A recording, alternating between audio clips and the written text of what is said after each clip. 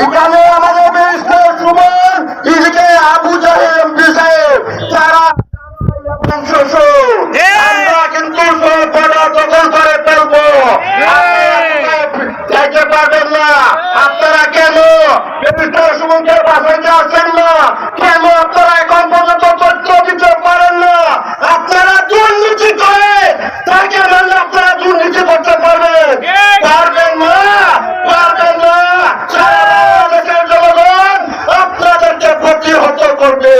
আপনারাকে আমি আজকে এই জনসভায় আপনাদেরকে জানাতে চাই, 24 ঘন্টার ভিতরে যদি ব্যারিস্টার সুমনের হত্যাকারীকে ধরে না এনে জনসমক্ষণে এবং তার পরিকল্পনাকারী খেয়েছে তাদেরকে আমাদের সামনে মানতে পারলে আপনার অভিযানে আপনার চেম্বারকে আমরা অবরোধ করবো। এখন যদি কথার সাথে আপনি ফেলে না দেন, ঢাকা থেকে আপনাকে কাছে উদ্ধার করা হবে। আমি বলেছিলাম আমার নাম মালিক পানি, আমরা এত আঙ্গুল এবং কলা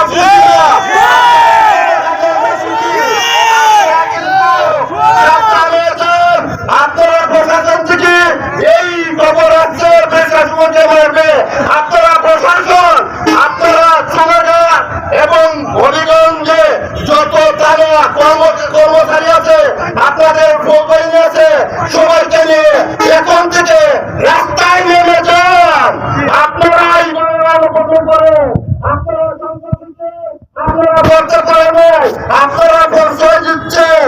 আপনারা আজকে 1 ঘন্টার ভিতরে আপনারা মাঠে নেমে যান, আমরা কাছে দেখতে পারি।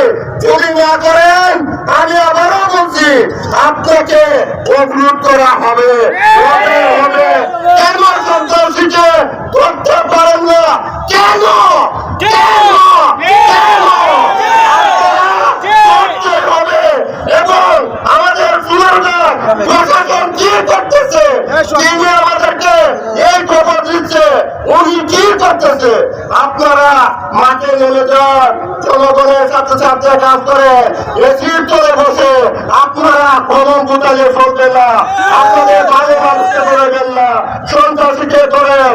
ব্যারিস্টার সুমনকে যদি ফুলের আঘাতে আমরা তাকে সন্দেহ করবো, তারে বাড়িঘর জ্বালিয়ে দিব, জ্বালিয়ে দিব। এই বলে আমি আমার বক্তব্য শেষ করছি। আসসালামু আলাইকুম। Action action action action Suman ভাইয়ের ভয় নাই, রাজপথ চালি নাই। আমরা প্রোগ্রামে